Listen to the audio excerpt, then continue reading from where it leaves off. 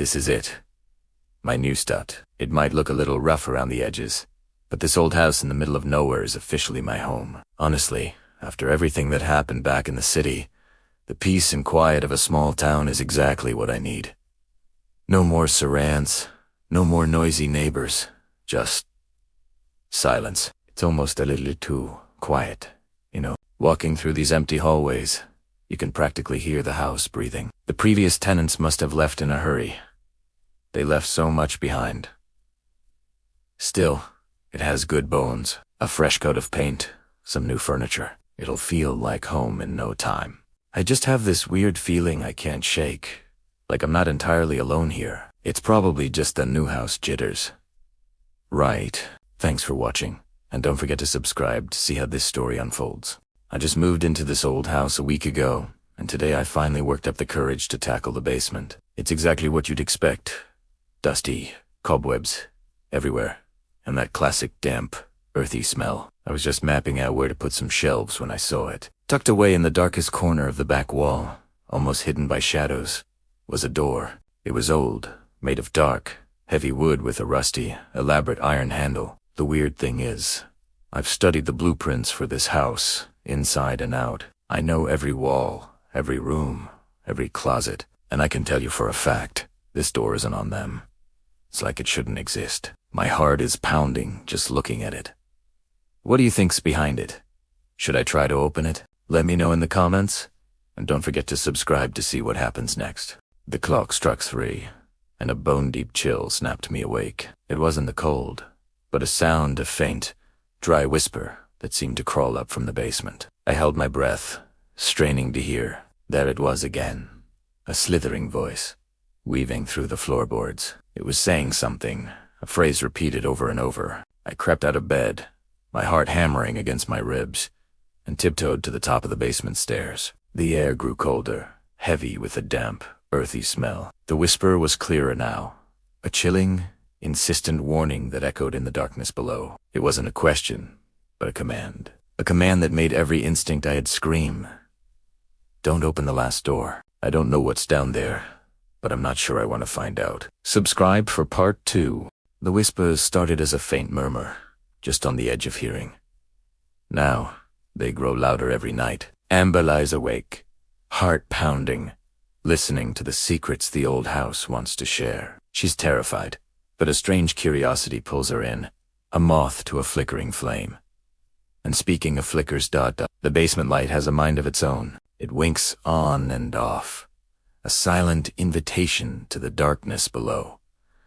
What is calling to her from the shadows? What secrets are buried beneath the floorboards? She knows she shouldn't go down there, but the whispers are getting harder and harder to ignore. They know her name. Stay tuned to find out what happens next, and don't forget to subscribe. You won't want to miss this. The beam from Amber's flashlight cut through the thick, musty air of the hallway. The only way forward was down, into the basement. Each creak of the old wooden stairs echoed in the suffocating silence. One step, then another. The air grew colder, clinging to her skin like a damp shroud. She reached the bottom, her heart pounding a frantic rhythm against her ribs. The flashlight beam danced across damp stone walls, revealing a single, solid wooden door at the far end of the room. It stood there, ancient and imposing. As she took a hesitant step closer, a low, drawn-out groan broke the silence. Her breath caught in her throat. The door, untouched, began to swing open on its own, revealing nothing but a gaping, impenetrable darkness beyond. What was waiting for her inside? Follow to find out what happens next. The old house stood silent, a forgotten relic at the end of a long abandoned road. They said it was empty, but I had to see for myself. Pushing open the heavy oak door, I was met not with dusty furniture, but with a wall of absolute, impenetrable blackness. It was like staring into a void, a darkness so deep it felt like it was swallowing the light from the outside world. My heart pounded in my chest. I took a hesitant step forward, my hand still on the door, ready to slam it shut. And then I saw them, 2 points of light, glowing with a soft, malebolin. Amber. We ignited in the center of the void. They weren't just lights. They were eyes, watching me. A low, guttural whisper echoed from the depths, a sound that felt ancient and wrong. It wasn't just in my ears. It was in my head. He is awake now. The floorboards creaked under my feet, each sound echoing in the suffocating silence of this abandoned house. Dust motes dance in the slivers of moonlight piercing through the grimy windows. I thought I was alone, but then a voice, thin and dry like rustling leaves, whispers from the shadows.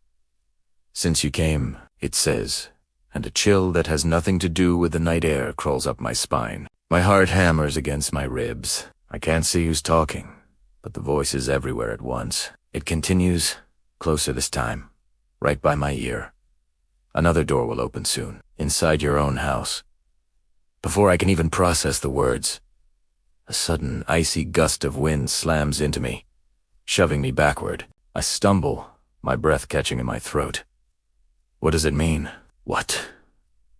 My own house was supposed to be my sanctuary. It seems the horror I found here is coming home with me. Sunlight streams through the blinds, painting stripes across the floor. Amber yawns, stretching until her knuckles crack. It's a new day, another Tuesday, nothing special. She rolls over, reaching for her phone on the nightstand, but her fingers brush against something cold and rough. Wood she frowns, sitting up. There, built into the wall beside her bed, is a small, dark wooden door. It wasn't there last night. It's barely nigh-eye, with a tiny, tarnished brass knob. Her heart begins to hammer against her ribs. As she stares, a faint whisper seeps through the cracks, the same chilling voice from her dream. It slithers into the quiet room, a single, terrifying phrase that freezes the air around her. "He followed you." Don't forget to like and subscribe for the next chapter of Amber's story. Thanks for watching.